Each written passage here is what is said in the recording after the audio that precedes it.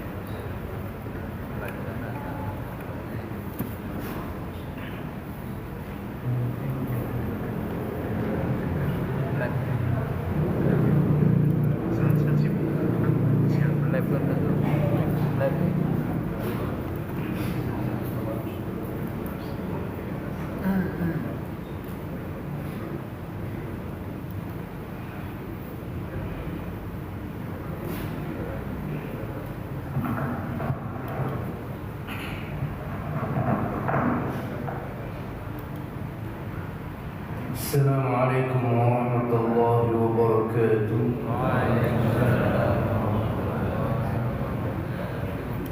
عباد سيدنا رسول الله محمد بن عبد الله وعلي بن أبي طالب فاطمة الزهراء وسيدنا الحسن والحسين ثم إلى أرواح سيدنا محمد محمد بن عيسى والفقيه المقدم محمد بن علي وعلي بن الشيخ أبو بكر بن سالم ثم إلى مؤلف هذا الكتاب سيزال بسم الله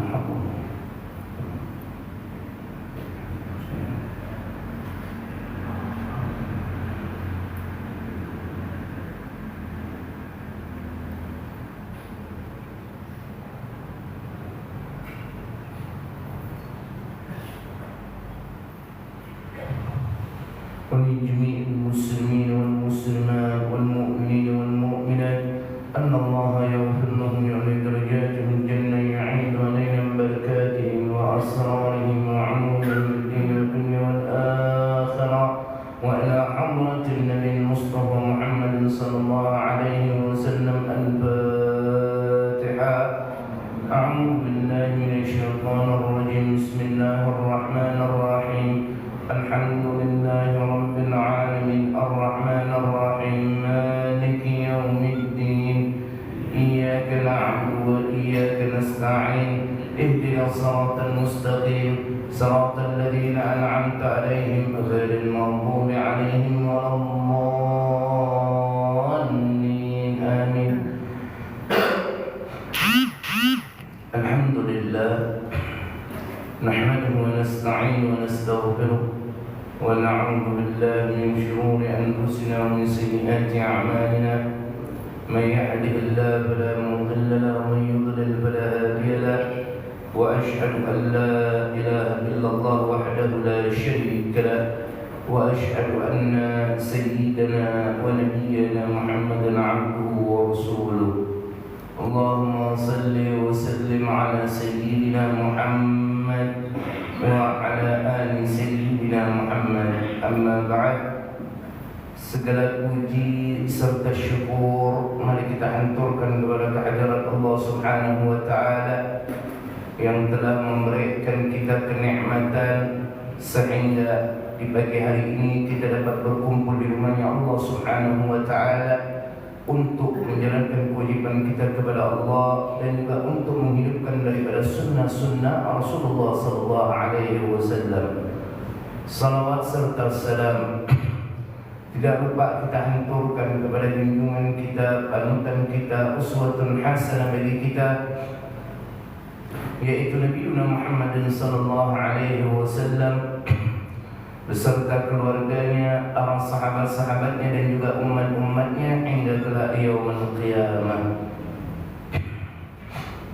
Kajian kita yang mana sampai kepada syurutul wudu, syarat-syarat sah daripada wudu, yang mana ada 10.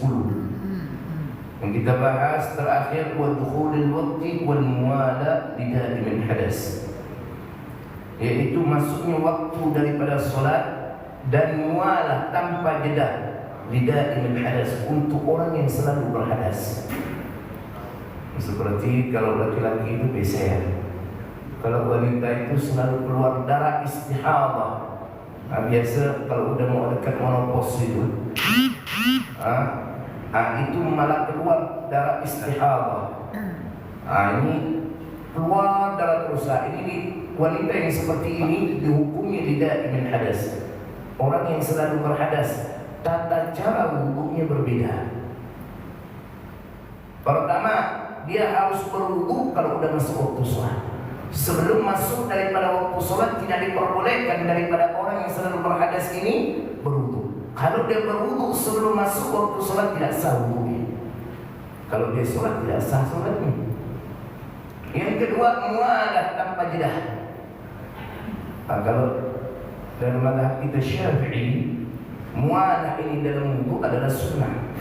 Dalam mazhab Imam Malik itu wajib.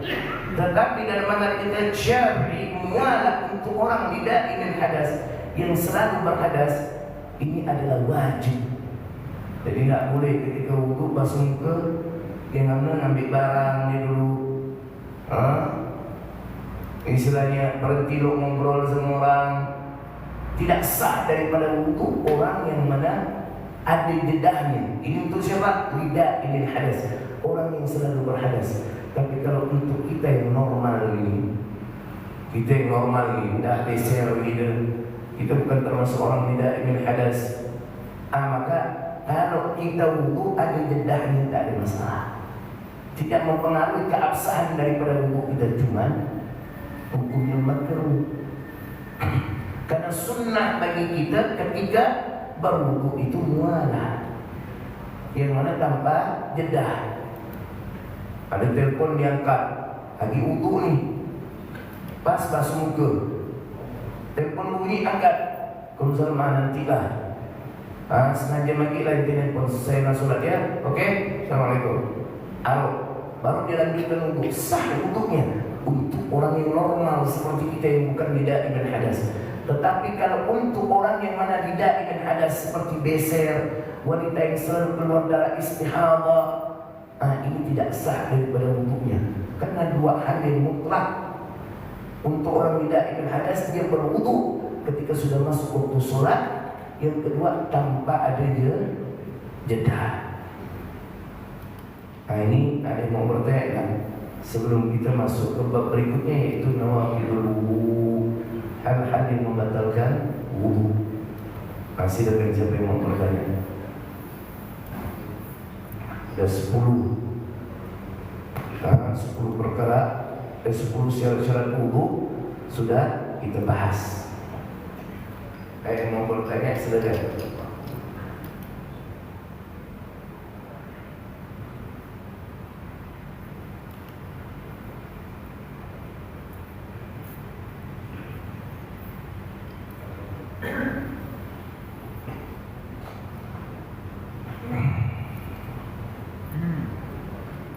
Paham semua insyaAllah.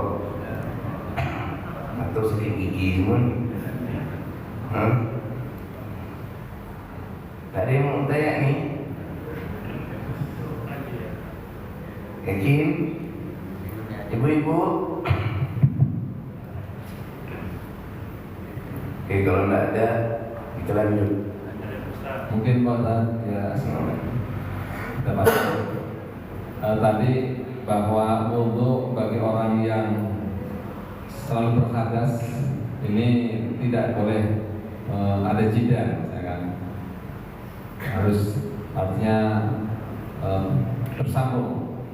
Nah sekarang mohon maaf, barangkali ada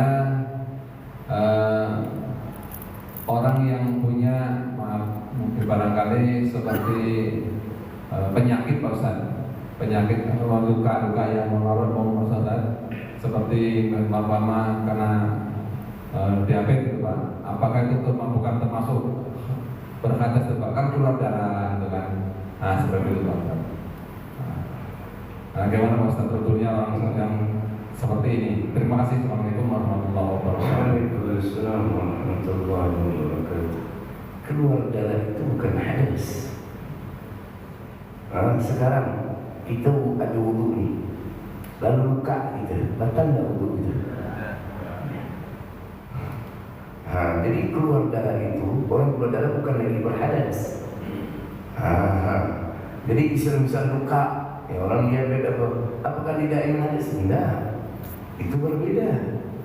Nanti kata cara wudu menjadi korban. Ini hukum jabirah, hukum korban.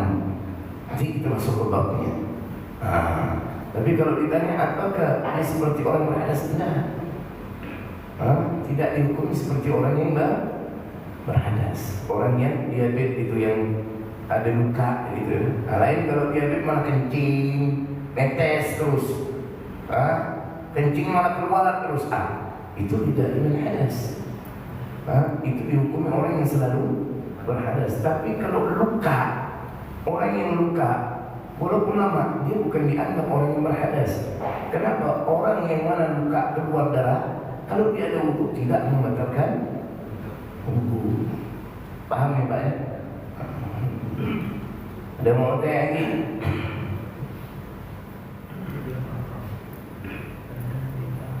Tidak, kita lanjut. Faslun nawaqidul wudu arba'atun asya'. Hal-hal yang membatalkan wudu ada 4 macam. Al-awwal, yang pertama, al-khariju min ahadis sabilain min qubulin aw duburin, ri'un aw ghairuhu illa al-mani. Ini yang pertama, yang kategori membatalkan daripada wudu adalah apa saja yang keluar daripada dua lubang, lubang depan atau lubang belakang, min qubulin aw duburin.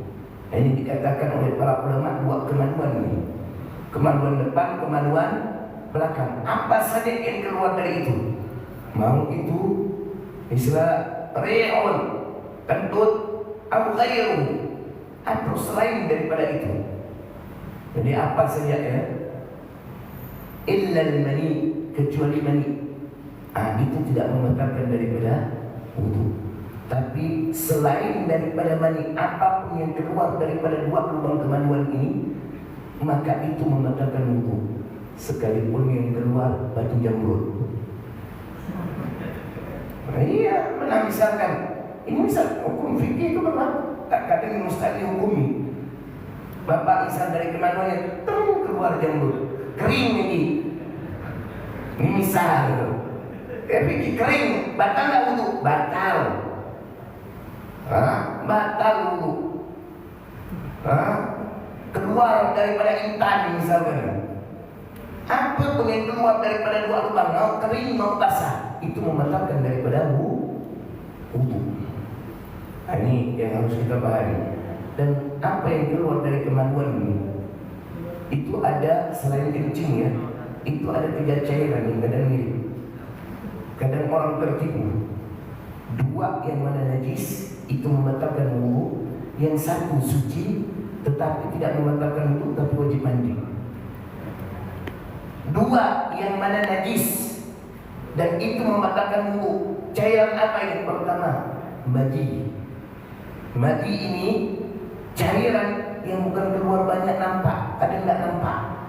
Ketika ditekan kemaluan itu, baru keluar itu cairan. Tekan gini aja, keluar itu cairan itu. Dia bentuknya rupanya bening, dan kalau dipegang agak lengket sedikit. Itu cairan yang keluar ketika syahwat daripada seseorang tinggi.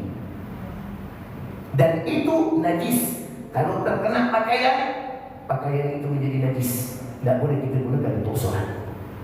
Kalau mau sholat, bersihkan dulu pakaian yang terkena najis daripada madi tersebut. Hati-hati, maka kalau lagi syahwat tinggi, kalau bapak ni perhatikan kemaluannya. Kenapa langsung sholat ternyata keluar dan madi? Sedangkan dia tidak istinja, bahkan terkena daripada pakaiannya, daripada cairan madi, dia sholat tidak sah. Maka kalau syahwat tinggi itu, syahwat tinggi itu pasti keluar itu madi. Ketika syahwat tinggi daripada seseorang, apalagi laki-laki, paling gampang itu lihat kemaluannya, tekan begini aja. Kalau tidak ada keluar cairan, jangan. Tapi kalau ada yang keluar cairan dikit aja, itu bukan air kencing itu. Itu adalah madi. Itu kalau dipegang ini, dia agak lengket sedikit. Warnanya bening. Ini najis dan wajib kita istinja, bersihkan. Lalu kalau mau sholat kita berwudu. Tidak perlu kita mandi janabah. Yang kedua, wadi. Wadi ini keluar ini seperti mani, tapi tidak sekeruh mani. Tidak sekeruh mani. Cairan seperti mani tapi tidak sekeruh mani. Ini kadang keluar ketika kencing karena disebabkan mengangkat daripada beban, mengangkat barang-barang berat, mengangkat sesuatu yang berat sering, itu kadang keluar daripada wadi. Itu bukan mani gitu ya. Tadi orang tertipu nih, ini dipikir mani, akhirnya dia mandi janabah. Padahal itu bukan mani, itu wadi yang mana hukumnya najis. Tidak perlu dia mandi janabah, cukup bersihkan, istinja, dia ngambil wudu, lalu sholat. Yang ketiga mani, dia suci, tidak najis, tidak membatalkan wudu, tapi wajib mandi. Maka fikirnya macam mandi lagi. Kalau dipikir logika, mustahil lah mandi keluar tanpa sama mandi. Biar mimpi yo. Kenapa? Mani itu keluar karena syahwat. Ketika lepas, puas daripada syahwat kita, keluar juga mani itu. Tapi fikih itu begitu dihukumi. Misalkan mani tidak ikut keluar, mani saja. Mani itu suci. Mani itu suci, tapi wajib mandi janabah. Kalau orang dikatakan apa manfaatnya? Wuduknya tidak batal, tapi wajib mandi. Kan tidak bisa sholat juga. Untungnya kalau misalkan ada seseorang mengatakan, siapa yang masih punya wuduk, Bapak boleh tunjuk yang keluar mandi tadi itu. Tapi asalkan tidak keluar mandi barang ya. Yang misal keluar mandi ya, Bapak boleh tunjuk. Saya. Kenapa? Emang wuduk saya belum batal. Lalu saya kasih 1 juta kata orang itu. Bapak boleh tunjuk, dapat 1 juta. Itu aja keuntungannya. Tapi wajib mandi. Jadi walaupun tidak batal wudhu, tidak bisa sholat. Kenapa? Dia dihukumi hadas besar dalam keadaan janabah. Jadi apapun yang keluar daripada 2 lubang kemaluan itu membatalkan daripada wudhu. Ini hal yang pertama yang termasuk kategori yang membatalkan wudhu. Asal yang kedua, zawal al-aqli binaumin aw ghairihi illa nauma qa'idin mumakkinin maq'adahu min al-ard. Ayat kedua adalah zawalul aql, hilangnya akal. Binaumin, dengan sebab tidur aw ghairihi, atau lainnya. Jadi kalau orang hilang akal walaupun sebentar, itu batal daripada wudhunya. Misalkan ada orang gila sebentar, gila berapa lama? Semenit ya. Padahal dia sudah ada wudhu. Mana tahu kan ada orang mana penyakit macam itu? Semenit ya gila. Habis itu dia sadar. Lalu dia mau solat. Oh tak bisa, kau wudhu lagi. Walaupun sebelumnya kau dah berwudhu. Karena ketika hilang akal itu, maka batal daripada wudhu tersebut. Maka batal daripada wudhu tersebut. Begitu juga orang pingsan, hitam dengan orang itu. Jadi udah wudhu, habis wudhu ni berpulang-pulang mata. Lalu tak sadarkan diri, cuma setengah menit. Tak ada lama, setengah. Habis itu sadar. Ini macam mana? Wudhu lagi kalau mau solat. Karena wudhu tadi sudah batal disebabkan zawalul aql, hilangnya daripada akal. Dengan sebab tidur, tidur juga hilang akal. Tetapi dalam mazhab kita illa nauma qa'idin mumakkinin maq'adahu min al-ard. Kecuali tidur yang tidak membatalkan itu, tidur bapak macam gini. Mohon maaf, yang mana pantat ini tertutup. Ini mengangkat begini. Tertutup. Kalau kita katakan ni duduk bersila begini. Lalu bapak tidur.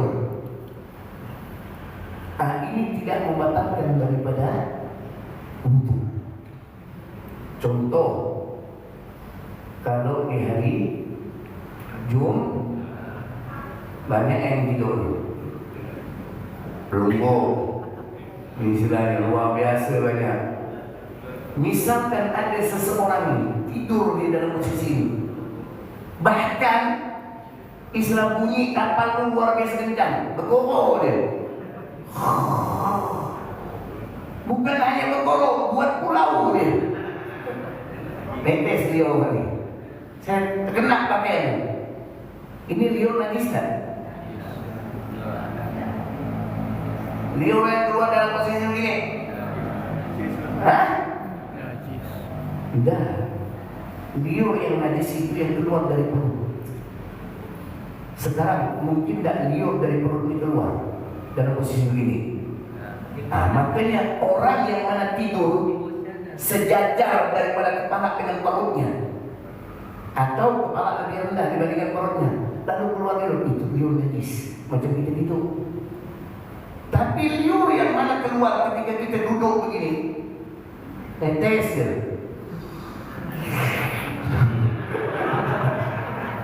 Kan ada yang model begitu tuh. Pas ada ada yang model begitu tuh. Ini bagaimana? Najis.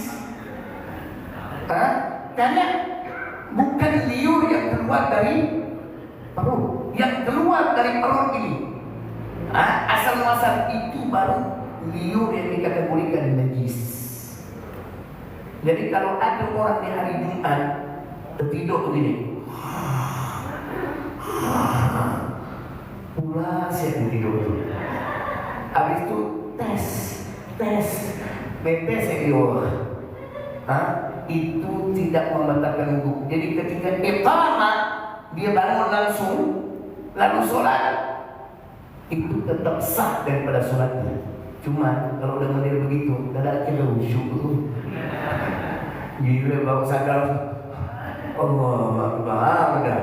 Bisa-bisa ketika sholat Jumat pun dia pun gini-gini ya. Maka lebih baik kalau kita di hari Jumat tertidur, walaupun dalam posisi ini, lebih baik, lebih afdal sebelum daripada sholat hendaknya kita berwudhu lagi. Biar apa? Yang mana segar daripada diri kita, sehingga kita bisa khusyuk dalam mengerjakan daripada sholat. Jadi kalau bapak-bapak misalkan tertidur, misalkan tidur ya tak sampai macam tadi lah, mendengkur, keluar, liur apa, cuma gini macam itu, itu tak batal daripada wudhu. Kecuali kalau ini sampai terangkat, mohon maaf pantatnya, sehingga terbuka daripada pantat itu, itu batal. Macam orang tidur, mohon maaf ni, ini orang tidur begini model. Ini tidur begini ni, ini terbuka ni. Misalnya, kan ada orang sandal begini ni. Ini batal ni. Tidur yang sebut kenapa? Mohon maaf, pantat yang terbuka. Kemungkinan angin itu keluar ketika kita tidak sadar. Tapi coba posisi begini. Bapak mau kentut, ibu mau kentut, coba keluarkan. Ada makan bisa? Bisa tak kira-kira? Tak ada makan bisa. Ini dalam mazhab Imam Syafi'i, tidur yang seperti ini tidak membatalkan. Maka hati-hati kalau orang udah begini ni. Kalau orang duduk dan tiba-tiba mereng begini, ke kanan atau mereng, tak ada lain tu. Kentut dia tu. Tapi kalau posisi gini sekalipun nak kentut, kira-kira bisa tak? Kita maksakan tak bisa. Maknanya ketika terbuka, daripada kita tidur ni terbuka, daripada pantat kita begini ni, ini batal dalam posisi seperti ini. Tetapi kalau tidur ni begini, tak. Tapi kalau tidur begini ini, ini berangkat ni. Itu membatalkan daripada wudhu kita.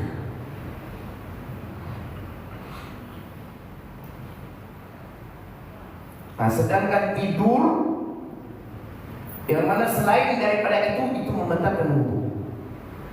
Tidur terlentang, tidur tengkurap, tidur baring ke kanan, baring ke kiri, mereng ke kanan, mereng ke kiri, itu membatalkan daripada wudhu, walaupun hanya sebentar. Misalkan di ujungan badan ini, Allahu Akbar, dilumuskan badan ini, terlelap 5 detik ya, batal wudhunya.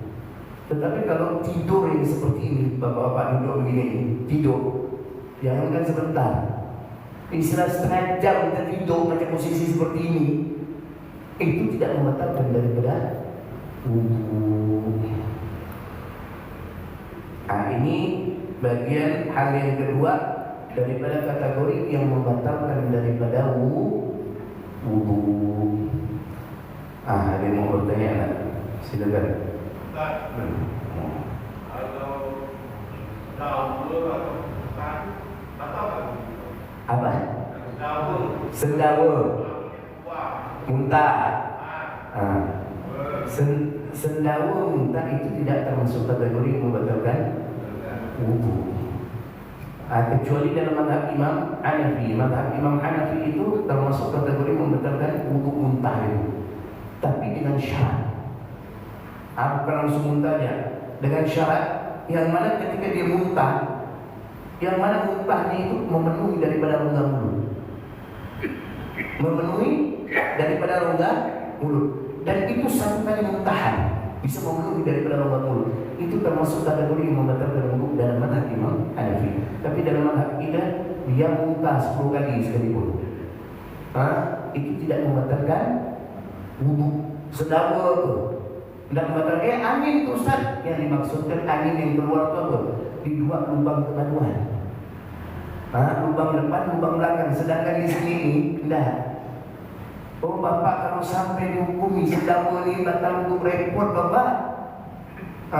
Ketika masuk angin macam mana tu? Nak batal ya solat ni? Wudu ni? Kita mau masuk. Bagi dia habis keroan tu. Nak solat Allah Akbar. Batal wudu. Ambil wudu lagi pula. Nak kesian. Nanti solat.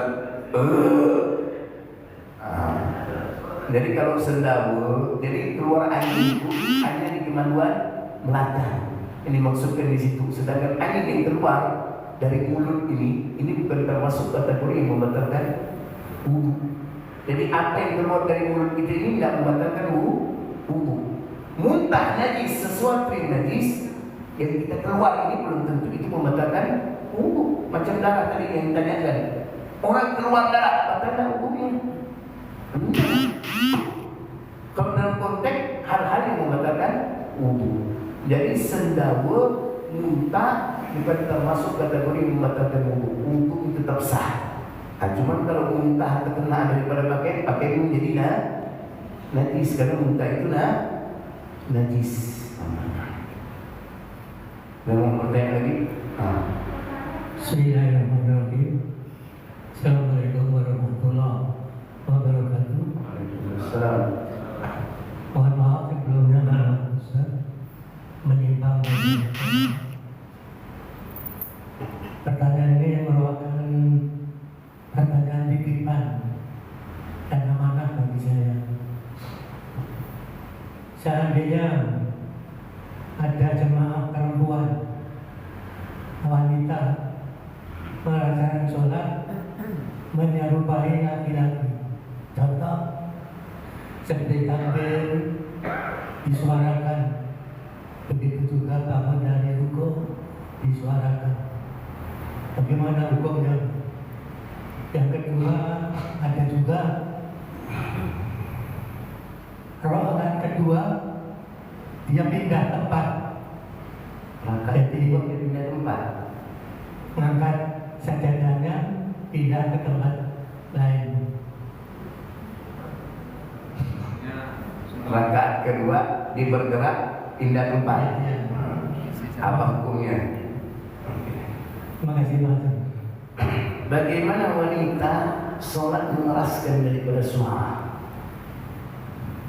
Para ulama bahkan menghukumi suara wanita, sebagian ulama menghukumi suara wanita itu adalah aurat. Sebagian ulama menghukumi suara wanita aja itu aurat. Bapak bisa bayangkan ditelepon dan dapat suara ini kan, tahu tuh lembut, salam suara tak macam mana yang udah memancing syahwat. Wajar kalau ada ulama yang mengatakan bahwa suara wanita itu adalah aurat. Kadang suara itu udah memancing syahwat. Iya Pak, lembut ya. Ya Allah, sejuk hati. Betul apa enggak ini? Ini fakta loh. Bukan kata Al-Isra, katanya enggak, fakta ini. Ini fakta. Ini maka sebagian ulama mengatakan suara wanita itu aurat. Jadi kalau ada orang yang mana melarang seorang wanita bersolat itu jelas. Itu apa melarang daripada wanita bersolat ketika solat itu jelas. Karena itu akan memancing daripada syah dan akan menimbulkan daripada fitnah. Maka wanita jangan meniru kaifiyah solatnya laki. Wanita ketika takbir tidak bersuara. Cukup terdengar oleh dirinya.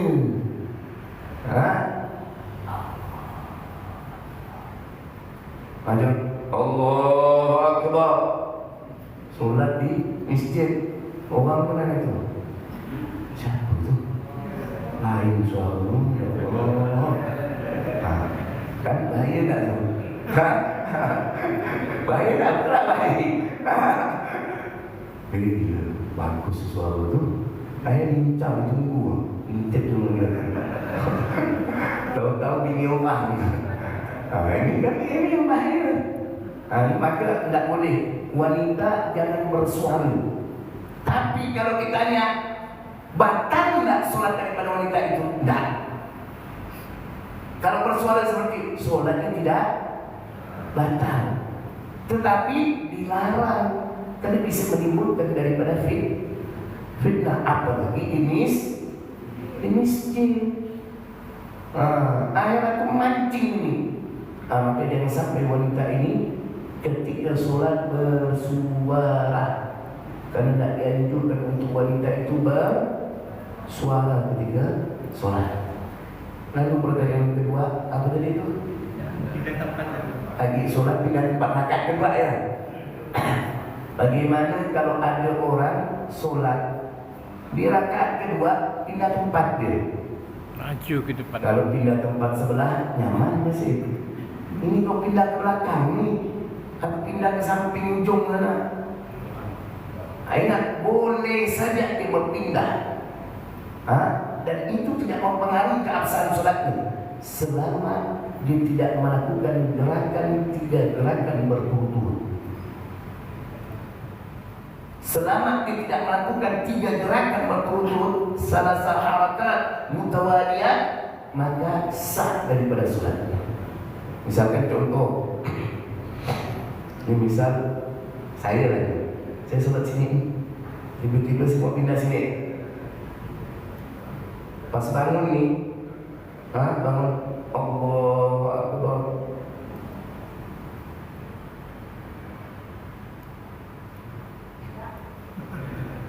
Ini berapa gerakan saya? 2 kali pun tak berturut-turut. Ada je jedah. Kalau macam ini sah, tidak ada masalah. Cuma yang perlu ditanyakan, okey, tidak mempengaruhi keabsahan solat. Oh, kenapa pindah ni? Ini masalahnya. Ini apa itu pindah ni? Nak ngada-ngada sama. Nak ngelatih gerakan. Tapi kalau ditanya keabsahan solatnya, sangat sah. Berbeda kalau misal pindah untuk menutupi daripada saf. Misalkan yang di depan ni, orang samping tak ada nutup. Dia di belakang, orang samping ada nutup ni. Dibiarkan kosong. Ternyata ada makmum yang batal solatnya. Tekan betul kan? Ini tak ada ni. Kita boleh maju.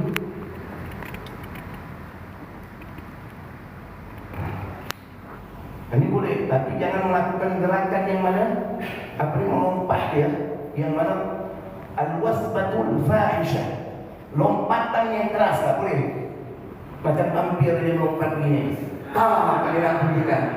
Misalkan, itu batal daripada solatnya. Tapi kalau gerakan seperti tadi, mengisi saf daripada solat, itu tak ada masalah. Itu mana bagus. Man wasala safan wasalah Allah. Barang siapa yang menyambung saf, mengisi saf yang kosong, ini baca menyambung, Allah menyambung hubungan dengannya. Ini suatu kebaikan. Cuma kalau tadi itu ada sebab. Kenapa? Itu yang ditanya, kenapa kau ni berpindah? Tapi kalau ditanya, sah tak? Sah. Selama tidak melakukan 3 gerakan bertutur. Tapi kalau dia pindah tadi, model pindah ke situ tuh,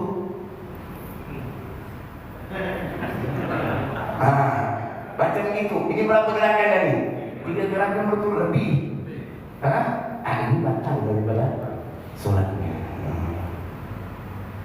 Paham Pak Haji ya?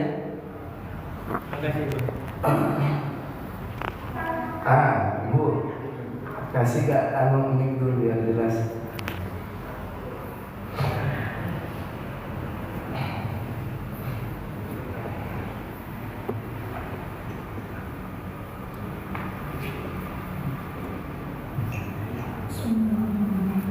Assalamualaikum warahmatullahi wabarakatuh. Waalaikumsalam warahmatullahi wabarakatuh. Ustaz mau tanya, kalau berwudu sebelum tidur, oke lah kalau kita tidur itu sendiri masih aman. Tapi kalau kita masih punya suami, bagaimana hukumnya berwudu sebelum tidur itu saat kita bercengkrama sama suami? Pastikan membatalkannya. Gimana Ustaz? Assalamualaikum warahmatullahi wabarakatuh. Waalaikumsalam warahmatullahi wabarakatuh. Apakah disunnahkan tetap wudu sebelum tidur kalau dia bercengkrama ini? Tetap disunnahkan. Masalah batal itu urusan lain. Karena ketika kita tidur kayak gitu udah batal lah wudu, tapi kita mendapatkan fadilah daripada sunnah. Yang mana di antara keutamaannya apa? Kita dijaga oleh Allah Subhanahu wa taala sampai kita terbangun. Dijaga dari apa? Dari segala macam gangguan daripada jin, gangguan daripada iblis, daripada mimpi yang buruk, bahkan dari sihir sekalipun. Jadi orang mau menyihir seseorang, kalau dia sebelum tidur dia berwudu, tidak akan bisa. Tidak akan bisa. Nanti kalau misal udah berwudu, dah bareng dia, laki pula, meluk dia. Jangan ibu langsung, kamu nih, aku gak mau batal lagi, enggak aku. Jangan, enggak apa-apa. Dan ibu nak berwudu lagi untuk istilahnya biar tidur, enggak. Ibu sudah mendapatkan fadilah daripada sunnah daripada berwudu sebelum tidur. Udah dapatkan fadilah sunnah itu. Karena kalau kan batal Ustaz, ibu tidur batal lah wudu itu. Itu istilahnya. Jadi bukan dari itu, tapi fadilah daripada sunnah berwudu sebelum tidur itu kita dapatkan, dan kita mendapatkan keutamaan tersebut.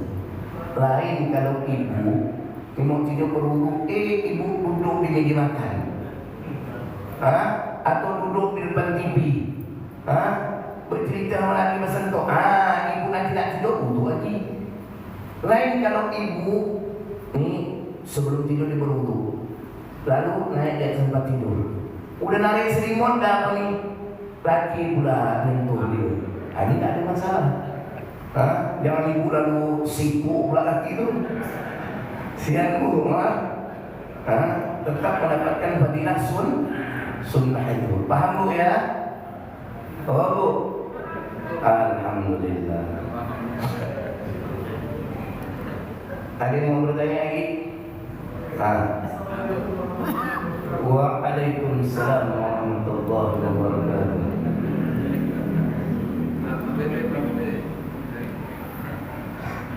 Harus tua nampak mic ni. Biar ada apa ni yang hantar-hantar kesian pula balik ni. Assalamualaikum warahmatullahi wabarakatuh. Waalaikumsalam warahmatullahi wabarakatuh. Tadi Ustaz bilang kalau air liur yang keluar di saat kita tidur dan kadang duduk itu tak najis. Tapi kenapa kalau air liur yang keluar waktu tidur itu bisa najis? Itu tidur tadi, kepala kita sejajar itu najis. Sedangkan entah yang keluar itu tidak najis Ustaz. Kan keluar daripada keluar tempat sama Ustaz, itu ada Assalamualaikum. Itu orang tadi bilang apa? Kalau para ulama dalam fikih itu dibahas ini, maka liur yang mana keluar ketika posisi kepala itu lebih tinggi, itu bukan liur yang keluar daripada perut. Apa kita pusing tinggi ya ini? Ini kita misalkan baring aja 3 bantal kita nih. Misalkan kan ada orang tidur tuh awas bantal tinggi 3 bantal kita nih. Tertidur kita. Beliau sekarang kok 3 bantal di kepala ini. Tinggi mana? Kepala sama perut. Itu dalam ilmu fikih. Dalam fikih ketika posisi seperti itu, beliau itu bukan keluar dari perut. Berbeda muntah itu yang mana kata orang tua tadi mual, udah pasti keluar dari perut, mungkin nggak keluar dari mulut. Dari mana mulut itu keluar daripada muntah itu? Di sela-sela itu mungkin nggak? Nggak mungkin, pasti dari perut. Nggak mungkin dari mulut ini kan? Dari perut. Kenapa? Isinya itu tadi. Sedangkan air liur yang mana kalau dalam posisi begini tidak mungkin dari sini bang. Kenapa? Muntah dari mual, paksa.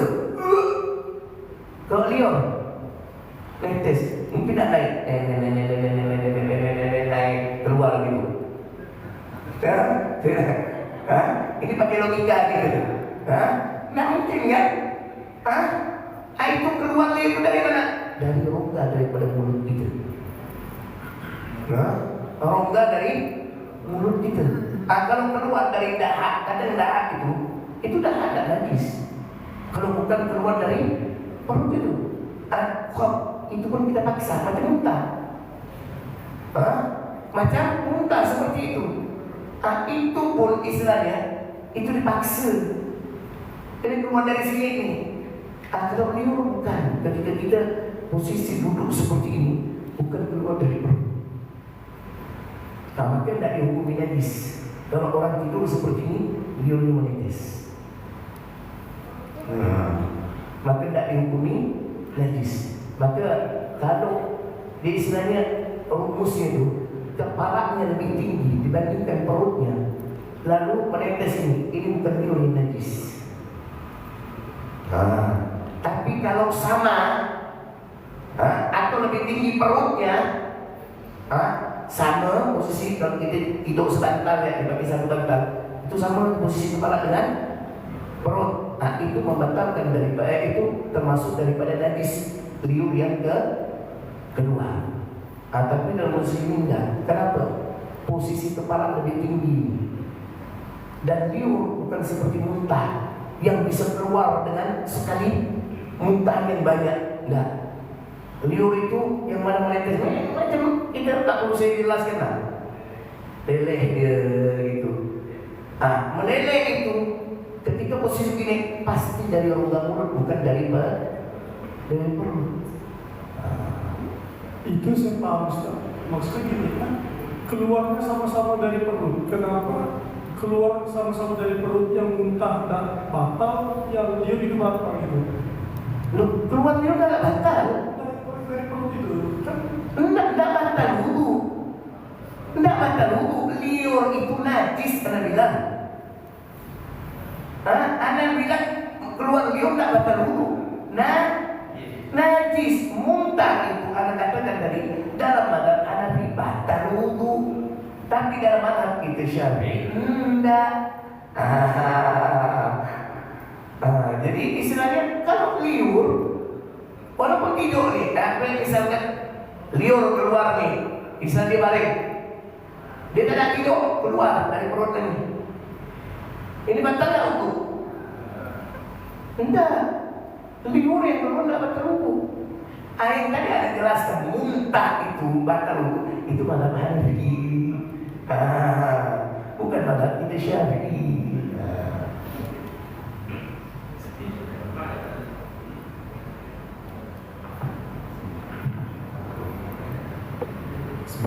Assalamualaikum warahmatullahi wabarakatuh. Maaf, kita ada yang janggal.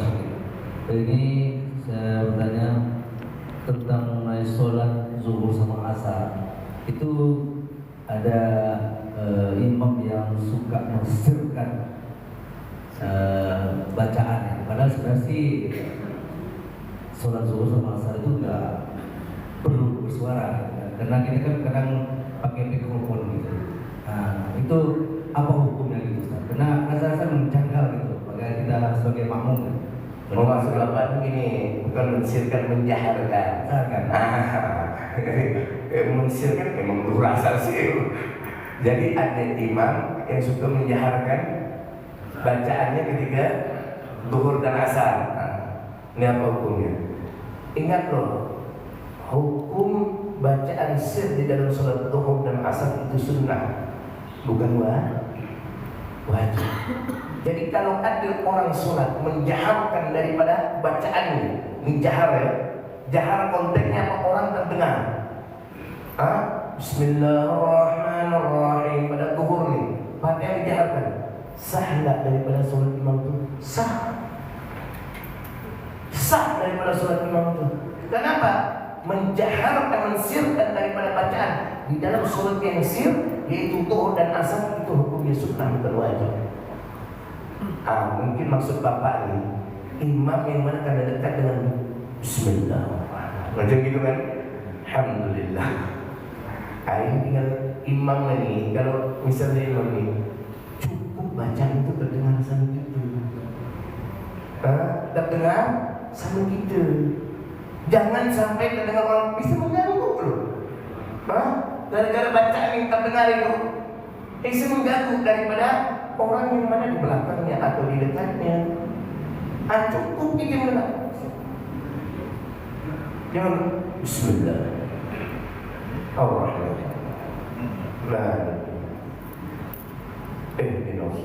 macam gitu, ini lebih baik jangan. Kenapa? Bisa mengganggu daripada kehusyuan sholat orang lain. Ini bagi imam tadi bisa mengurangi pahala sholat yang akan dia dapatkan. Tapi kalau tidaknya, sah tak sholat imam sah. Bahkan jahar sekalipun dia baca, ini jahar misalkan ditanya, jahar sekalipun, maka sholatnya tetap sah. Karena hukum mensirkan sholat di dalam sholat sir adalah sunnah. Menjaharkan sholat di dalam sholat maghrib, isya, itu juga sunnah.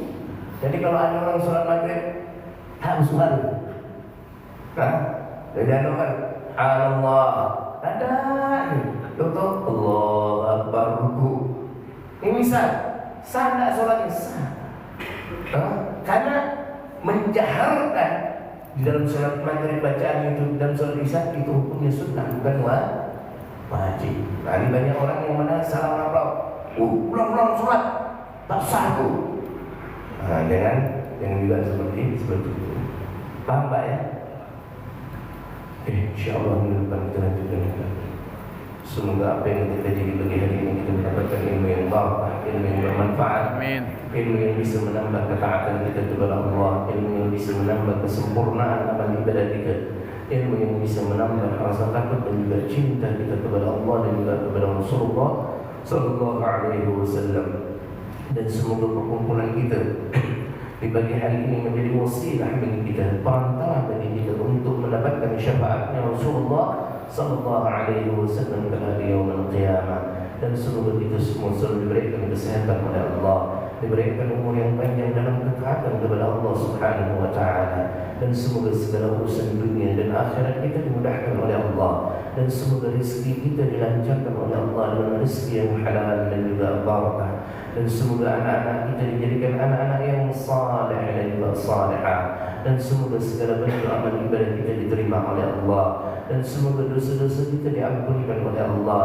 Dan semoga kita semua diwafatkan oleh Allah Subhanahu wa Ta'ala dalam keadaan husnul khatimah. Kalimat terakhir yang kita ucapkan ketika kita meninggalkan dunia adalah La ilaha illallah Muhammadur Rasulullah Sallallahu Alaihi Wasallam. Subhanakallahumma wa bihamdika wa ashhadu an la ilaha illa anta wa astaghfiruka wa atubu ilaik.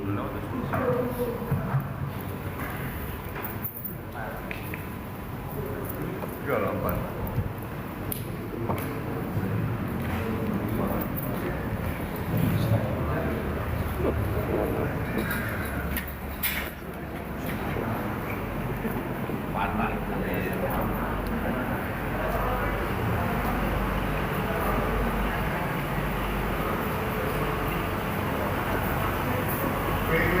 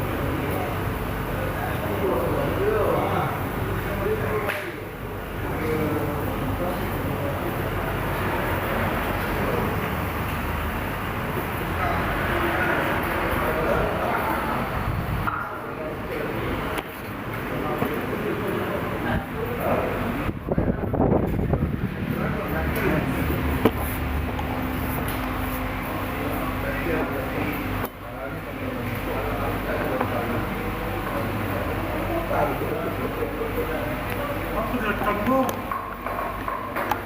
Apa yang kamu? Apa yang kenampaan? Yang nyuruh orang masjid, jadi saya bercakap.